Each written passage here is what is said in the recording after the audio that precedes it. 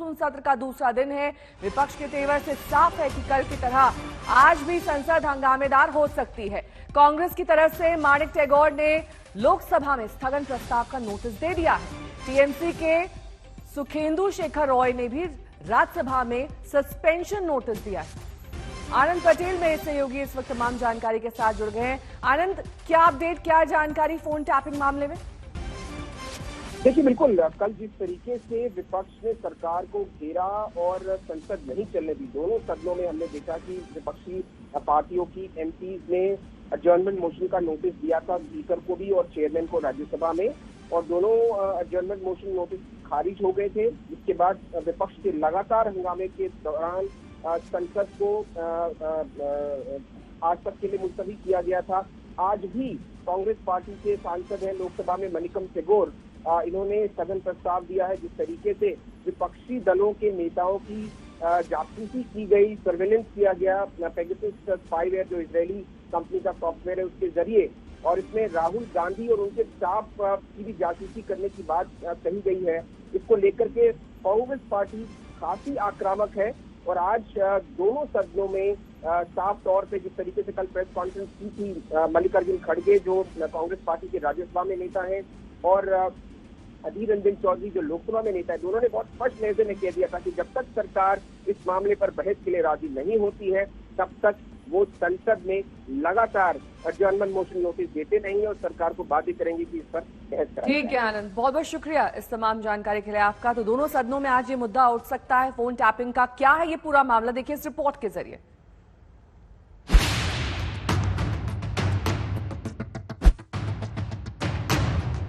प्रजातंत्र को पांव तले कैसे रौंदा जा रहा है। ये सारी कहानी मॉनसून सत्र के पहले ही क्यों शुरू हुई? मॉनसूनी बारिश से मौसम का पारा तो गिर चुका है, लेकिन संसद के मॉनसून सत्र के पहले दिन विपक्ष ने सरकार पर आरोपों के ऐसे अंगारे बरसाए कि देश का सियासी पारा आसमान पर पहुंच गया। तकरार शुरू हुई है विपक्षी नेताओं, पत्रकारों, सामाजिक कार्यकर्ताओं की कथित जासूसी पर। राहुल गांधी जी के फोन की जासूसी करवा के आप कौन सा क्राइम और टेरर से लड़ाई लड़ रहे थे? Hindu, Indian express, TV 18, India today, frontier TV, wire, news click, इनकी जासूसी करवाकर आप कौन से टेररिस्ट से लड़ रहे थे? एक रिपोर्ट में हुए खुलासे के मुताबिक सरकार एक इजरायली कंपनी एनएसओ ग्रुप के पेगासस स्पाईवेयर के जरिए देश में 300 लोगों के फोन हैक करा रही थी। आरोप है कि इन 300 भारतीयों में कुछ मंत्री, विपक्ष के नेता, वैज्ञानिक, पत्रकार, कानून जगत से जुड़े लोग, उद्योगपति और सामाजिक कार्यकर्ता शामिल हैं। मीडिया रिपोर्ट का दावा है कि संदिग्ध फोन नंबर पर फॉरेंसिक जांच की गई। 37 फोन में पेगासस स्पाईवेयर की हैकिंग का सबूत मिला। इनमें से 10 फोन भारतीय नागरिकों के हैं। टेक्निकल एनालिसिस के बाद ही ये साबित हो पाया कि इन फोन नंबर्स की हैकिंग की गई। इन आरोपों पर विपक्ष ने आरोपों की बौछार कर दी, लेकिन सरकार ने आरोपों को सिरे से खारिज कर दिया। Reports of 18 July 2021 also appear to be an attempt to malign the Indian democracy and its well-established institutions. We cannot fault those who haven't read the news story in detail, and I request all honorable members of the House to examine the issues on facts and logic. लेकिन सरकार की सफाई के बाद भी कांग्रेस ने जासूसी कांड पर अपने तीखे हमले जारी रखे। कांग्रेस ने सरकार से 6 सवाल पूछे। पहला ये कि क्या विदेशी कंपनी के स्पाईवेयर से जासूसी देशद्रोह और राष्ट्रीय सुरक्षा का उल्लंघन नहीं है। दूसरा ये कि सरकार 2019 के लोकसभा चुनाव से पहले लोगों और नेताओं की जासूसी क्यों करवा रही थी। तीसरा सवाल ये कि सरकार में किसने इजरायली कंपनी एनएसओ से पेगासस सॉफ्टवेयर खरीदा, कितने में खरीदा। चौथा सवाल ये कि अगर सरकार को जासूसी सॉफ्टवेयर की खरीद के बारे में पता था तो वो चुप क्यों थी। पांचवा सवाल ये कि क्या आंतरिक सुरक्षा के लिए जिम्मेदार गृह मंत्री को बर्खास्त नहीं किया जाना चाहिए। छठा सवाल, क्या इस मामले में प्रधानमंत्री, गृह मंत्री और दूसरे जिम्मेदार लोगों की जांच नहीं होनी चाहिए। हमारे राहुल गांधी जी के उनका भी जासूसी उन्होंने किया है। संविधान के तहत इस देश को चलाना चाहते हो तो आप इस जगह पे रहने के काबिल नहीं है। क्या भारत की राजनीति में कुछ लोग सुपारी एजेंट हैं क्या? मैं इस शब्द का प्रयोग कुछ जिम्मेदारी से कर रहा हूं। कुछ दल, कुछ नेता, क्या ऐसी अंतर्राष्ट्रीय कॉन्स्पिरेसी होती है तो उसके सुपारी एजेंट बन जाते हैं? एक तरफ सरकार की सफाई और दूसरी तरफ विपक्ष के आक्रामक तेवर। साफ है कि यह मुद्दा अभी संसद में जोर शोर से गूंजेगा। आज तक ब्यूरो। और अब बात बिजनेसमैन और बॉलीवुड एक्ट्रेस शिल्पा शेट्टी के पति राज कुंद्रा की, क्योंकि मुंबई पुलिस ने राज कुंद्रा को कल गिरफ्तार किया है। कुंद्रा पर अश्लील फिल्में बनाने यानी कि पोर्नोग्राफी और उन्हें ऐप पर पब्लिश करने का आरोप है। मुंबई पुलिस का यह कहना है कि उनके पास राज कुंद्रा के खिलाफ पक्के सबूत हैं।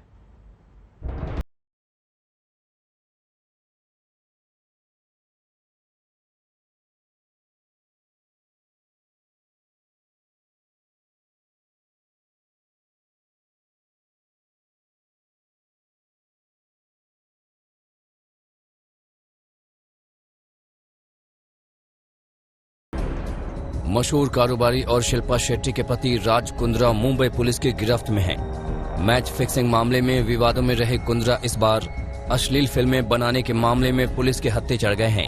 अश्लील फिल्में बनाने और उसे ऐप पर पब्लिश करने के आरोप में सोमवार रात मुंबई पुलिस के क्राइम ब्रांच ने उन्हें गिरफ्तार किया है। मुंबई पुलिस की क्राइम ब्रांच ने फरवरी 2021 में अश्लील फिल्में बनाने और उन्हें अलग अलग OTT प्लेटफॉर्म पर रिलीज करने के मामले में एक केस दर्ज किया था। इसके बाद कई ठिकानों पर छापेमारी की गई। राज कुंद्रा से पहले मुंबई पुलिस 4 लोगों को गिरफ्तार कर चुकी है। इन्हीं आरोपियों के बयान और टेक्निकल एविडेंस के आधार पर राज कुंद्रा को गिरफ्तार किया गया है। पोर्नोग्राफी के इस मामले में राज कुंद्रा मुख्य आरोपी हैं। पुलिस के मुताबिक मुंबई फिल्म इंडस्ट्री में काम की तलाश में आने वाली जरूरतमंद लड़कियों को बड़ी फिल्मों में रोल दिलाने के नाम पर फंसाते थे।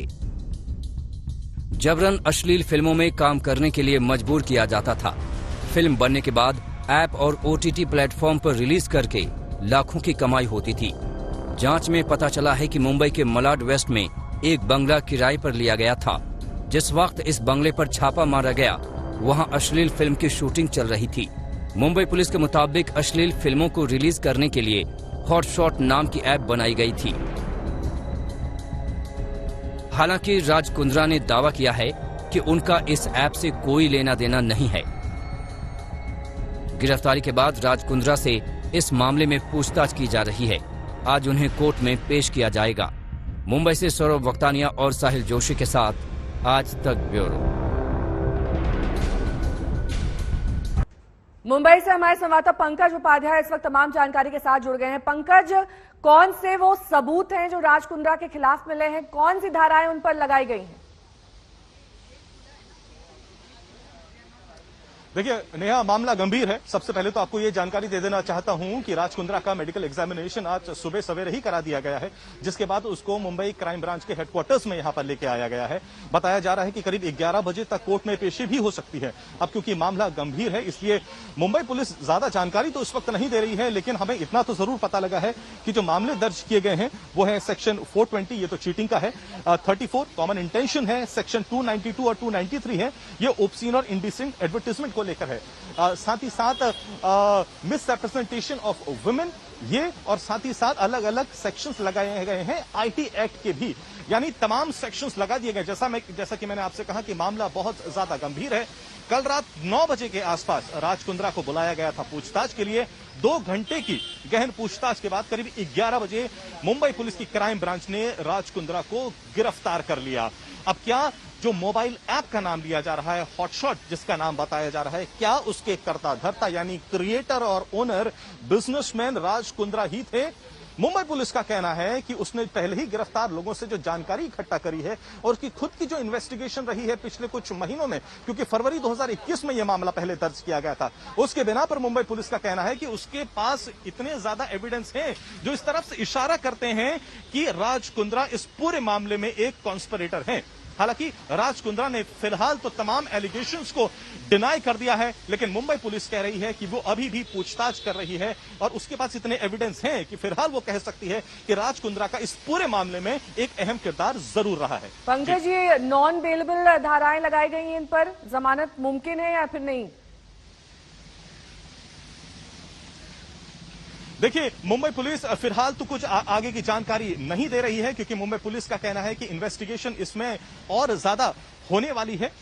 लेकिन जिस तरीके से मामला गंभीर है, जिस तरीके से पहले कई ऐसे एक्टर्स हैं जो इस इंडस्ट्री से जुड़े हुए हैं और जिन्होंने पहले भी राज कुंद्रा के खिलाफ मुंबई के हाई कोर्ट में केस दर्ज कराया हुआ है, उसकी सेंसिटिविटी को देखते हुए मुंबई पुलिस ज्यादा जानकारी नहीं दे रही है, क्योंकि उसका कहना है कि उसकी इन्वेस्टिगेशन अभी भी चल रही है। हालांकि उसने ये जरूर कहा कि फिलहाल अभी तक जो भी दस्तावेज उसके हाथ लगे हैं, जो भी एविडेंस उसने गैदर किया है, जो गिरफ्तार लोग हैं, उनसे पूछताछ के बाद फिलहाल तो वो इस नतीजे पर पहुंची है कि राज कुंद्रा एक कंस्पिरेटर है और इस पूरे मामले में उनका एक अहम किरदार रहा है। बहुत बहुत शुक्रिया पंकज इस तमाम जानकारी के लिए आपका। बात अब कोरोना को लेकर गंभीर लापरवाही की करेंगे, क्योंकि मध्य प्रदेश के राजगढ़ और रायसेन में कल टीकाकरण केंद्रों पर लोगों का हुजूम उमड़ पड़ा। भीड़ इतनी ज्यादा थी कि कतार आधा किलोमीटर लंबी लग गई। लोगों के बीच कहीं भी 2 गज की दूरी दिखाई नहीं दी। ज्यादातर लोग बगैर मास्क के नजर आए।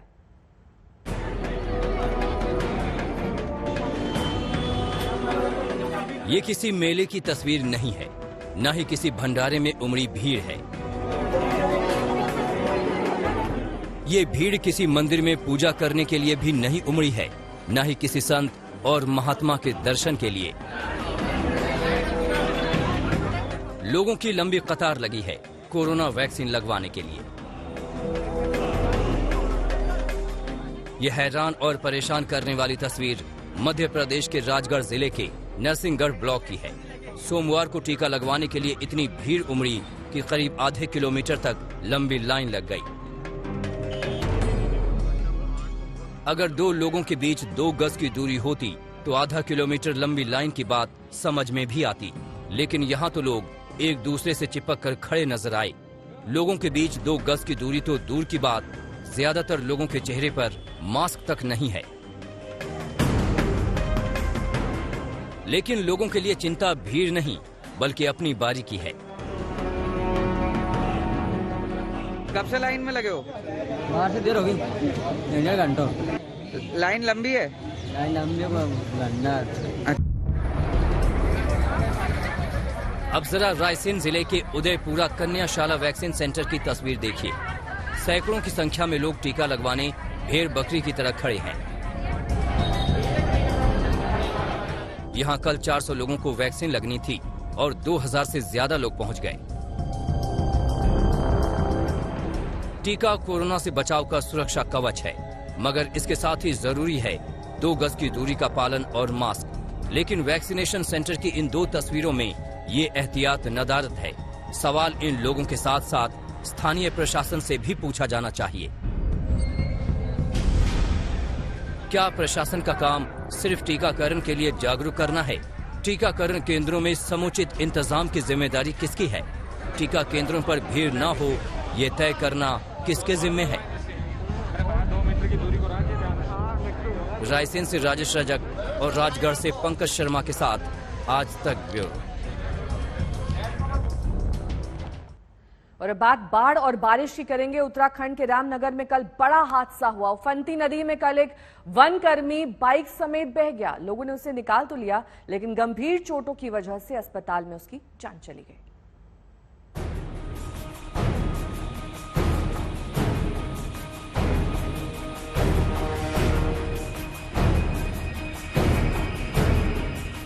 ये जंग है जिंदगी और पानी की तेज लहरों के बीच। ये उत्तराखंड के रामनगर में बहने वाली तपका नदी है। नदी में पानी की धार तेज है। एक तरफ 2 युवक बाइक को बहने से बचाने की कोशिश करते नजर आ रहे हैं, तो दूसरी तरफ कुछ लोग एक शख्स को लहरों से खींचने की कोशिश कर रहे हैं। अब जरा इन तस्वीरों के पीछे की कहानी को समझिए। नदी की तेज धार में ये वनकर्मी बाइक समेत बह गया था। लोगों ने पानी से बाइक और इस शख्स को तो निकाल लिया, लेकिन गंभीर अंदरूनी चोट की वजह से इस शख्स की इलाज के दौरान मौत हो गई। हम कहते हैं पप्पू लाल थे और ट्रैक्टर क्लीनर थे। वो अपनी बाइक से जो है गश्त पे जा रहे थे, तो वहाँ पर बाइक रिपोर्ट जाने से ये घायल हो गए और इनको फिर रामनगर चिकित्सालय ले जाया गया। तो वहाँ कुछ समय बाद इनका निधन हो गया। रामनगर में पिछले 2 दिनों में मूसलाधार बारिश हुई। लगातार बारिश से नदियां उफान पर हैं। बाइक और कार बहने के लगातार हादसे हो रहे हैं। प्रशासन की तमाम अपील के बावजूद लोग जोखिम उठाने से बाज नहीं आते और फिर सामने आते हैं ऐसे हादसे। राहुल सिंह दरमुआल, रामनगर, आज तक। बात अब दिल्ली की करेंगे। दिल्ली के द्वारका सेक्टर 18 के अतुल्य चौक पर कल एक कार सड़क धंसने से जमीन में समा गई। ये कार एक पुलिसकर्मी की थी। बताया जा रहा है कि यहां से सीवर की लाइन गुजरती है और चंद घंटे की मानसूनी बरसात ने यहां की जमीन को इस कदर खोखला कर दिया कि जमीन कार का बोझ भी नहीं उठा सकी। हादसे में कार के अगले हिस्से का पूरी तरीके से क्षतिग्रस्त हो गया, मगर अच्छी बात यह रही कि पुलिसकर्मी बच गया।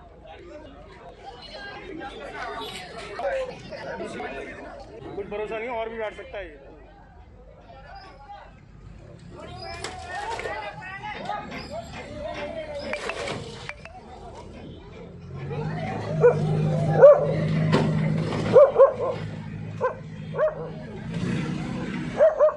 अफगानिस्तान में खूनी जंग छिड़ी हुई है। दुनिया के सबसे बड़े संघर्ष को कैमरे में रिकॉर्ड करने और वॉर जोन से सीधी खबर आप तक पहुंचाने के लिए आज तक की टीम कांधार पहुंची है। अफगानिस्तान से अशरफ वानी की सुपर एक्सक्लूसिव ग्राउंड रिपोर्ट देखिए।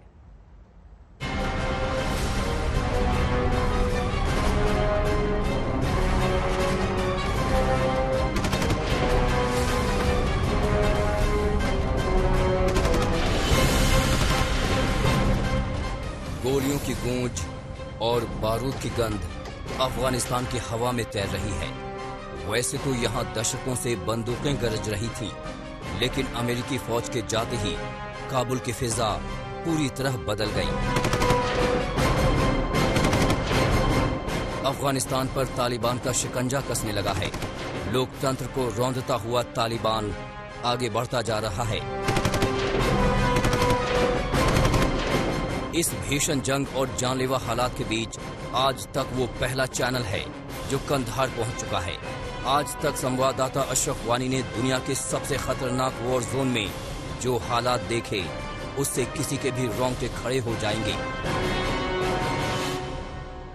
हम इस वक्त उस लड़ाई के मैदान में खड़े हैं जहां पर तालिबान और अफगान सेना आमने सामने हैं। दरअसल ये शहर का बाहरी इलाका है और आप यकीन कर लीजिए कि शहर के इस इलाके के बाद पूरा जो नियंत्रण है इस अफगानिस्तान के इस सूबे का, वो तालिबान के हाथ में।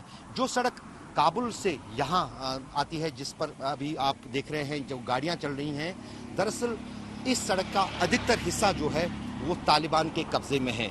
और जब यहाँ पर इस तरह से तैनाती रखी गई है सेना की, अफगानी पुलिस की, अफगानी फौज की, ताकि दूसरा जो भी कोई शख्स हो या तालिबानी हो, उसको कम से कम यहाँ से आगे बढ़ने की जो है ना ही गुंजाइश उसके लिए छोड़ी जाए और ना ही उसको मौका दिया जाए। लेकिन तब भी यहाँ पर लोगों का कहना है कि कंदहार में अभी भी अफगानिस्तान के इस शहर में तालिबान की तोती ही बोलती है, क्योंकि तालिबान अपने विल के हिसाब से जो है यहाँ पर जहाँ चाहें जब चाहें अफगान फौजियों पर भी और सिविलियन टारगेट्स जो भी उनके हों उन पर निशाना साधने में कामयाब हो रहे हैं। पाकिस्तान के चमन बॉर्डर से महज 115 किलोमीटर की दूरी पर कंधार वो जगह है जहां एक एक इंच की जंग चल रही है। तालिबान कंधार पर पूरी तरह से कब्जा चाहता है। यहीं पर वो जेल है जहां हजारों की संख्या में तालिबानी आतंकी कैद हैं। यानी कंधार पर कब्जा हुआ तो अफगानिस्तान में लोकतांत्रिक सरकार की मुश्किलें और बढ़ जाएंगी। आज तक संवाददाता इसी मैदान जंग में पहुंचे जहां पूरी दुनिया की आज नजर है। ये जो जेल आप देख रहे हैं यहाँ पर कंधार का सबसे बड़ा जेल है और माना जाता है कि अफगानिस्तान में जितने भी तालिबान जंगजुओं को गिरफ्तार किया है अफगान फौज ने या अफगानियों के हिरासत में हैं, उसमें से ज़्यादातर इसी जेल में हैं।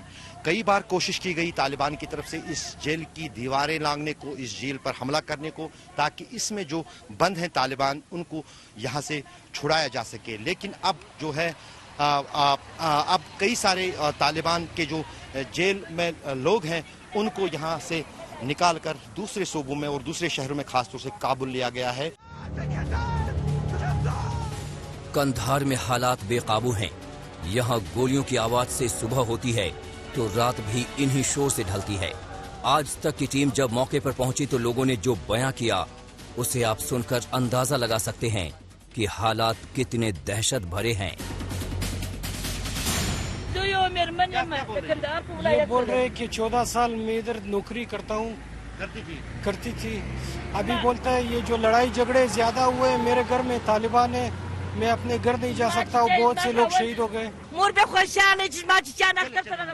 ये बोलता है इस लड़ाई के दौरान मेरा एक बेटा था जो कुछ दिन बाद उसकी शादी होने वाली थी। तालिबान ने आकर हमारे घर पे जो अटैक किया, यहाँ के जो लोगों पर अटैक किया है, तो उसी अटैक के दौरान मेरा बेटा जो था कुछ दिन बाद उसकी शादी थी वो भी शहीद हो गया है। मेरा जो खावन था या पति था इसका वो भी शहीद हो गया है। ऐसे फुला था।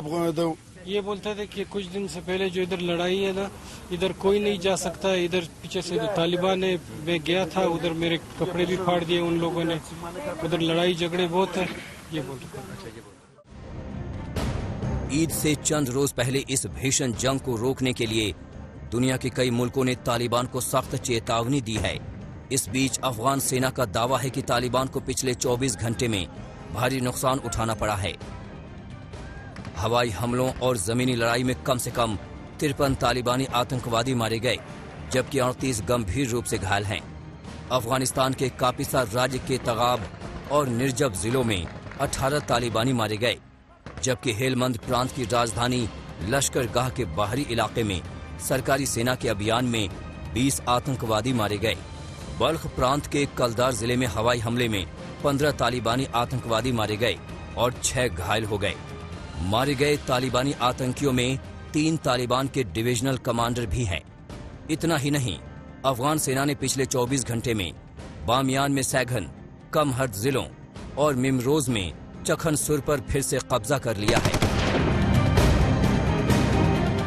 हालांकि असल लड़ाई काबुल को लेकर है और यहाँ की जंग फिलहाल उसकी सप्लाई लाइन के इर्द गिर्द टिकी है।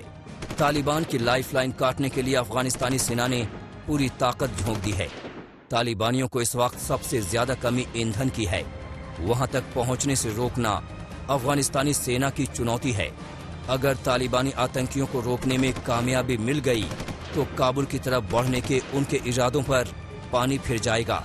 लेकिन पाकिस्तान की बदनाम खुफिया एजेंसी और वहां की सेना आग में घी डालने का काम कर रही है। अफगानिस्तान और पाकिस्तान के बीच 2430 किलोमीटर की लंबी अंतर्राष्ट्रीय सीमा डूरंड लाइन के नाम से है। अमेरिकी फौज के लौटने के बाद पाकिस्तान लगातार यहां अपने मंसूबे को कामयाब करने में जुटा है।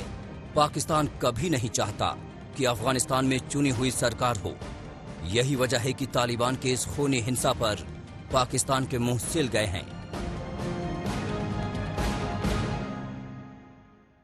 पिछले कुछ दिनों के दौरान क्या तालिबानियों की तादाद बढ़ी है? वो कहाँ से यहाँ पर नमूदार हुए, कहाँ से पैदा हो गए? यहाँ पे जो बोलते हैं अक्सर जो है कि तालिब है वो पाकिस्तान से और ईरान से है। इधर हम लोगों ने बहुत को भी देखा भी है। हम लोग इन पे भारी है, हमेशा हम इनसे लड़ते झगड़ते हैं। तो अभी जो मैंने पूछा था इनसे कि जो बढ़ गई है तादाद अचानक तालिबान की, उसकी क्या वजह है? ये बोलते हैं कि पाकिस्तान और ईरान नहीं चाहते कि कंधार बन जाए, कंधार के लोग बन जाए, यहाँ की जो प्रॉपर्टी है वो अच्छे तरीके से हो जाए। तो इसी खातिर ये लोग इसी ज्यादा तादाद में इसी खातिर आ गए कि कंधार को खराब कर गए। तालिबान से खतरा सिर्फ अफगानिस्तान को ही नहीं है, वो तमाम मुल्कों को है जो इंसानियत में भरोसा रखता है, जो लोकतांत्रिक मूल्यों को मानता है। लिहाजा आज फिर से दुनिया को एकजुट होकर तालिबान के साथ पाकिस्तान के खतरनाक मंसूबे को रोकना होगा, वरना इंसानी जगत में ऐसी तबाही होगी जो रक्त रंजित इतिहास में हमेशा के लिए दर्ज हो जाएगा। अशरफ वानी, कंधार, आज तक।